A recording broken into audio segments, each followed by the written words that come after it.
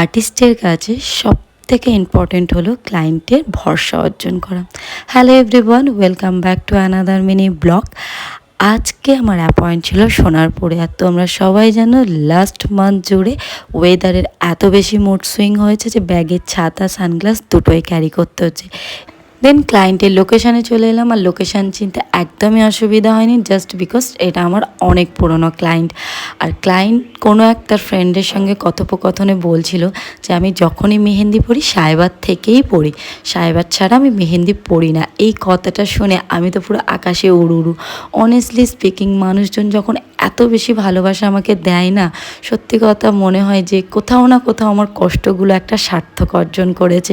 একটা আর্টিস্টের এর থেকে বেশি আর কি চাই বলুন তো? হ্যাঁ, টাকা পয়সা অবশ্যই চাই, তার সঙ্গে এই ভালোবাসা, সম্মান সব কিছু পেয়ে আমি যেন আপ্লুত হয়ে গেছি। আমার বেশ কয়েকটা ক্লায়েন্ট আছে যারা কিন্তু আমার ছাড়া অন্য কাউকে দিয়ে মেহেন্দি পড়ে না।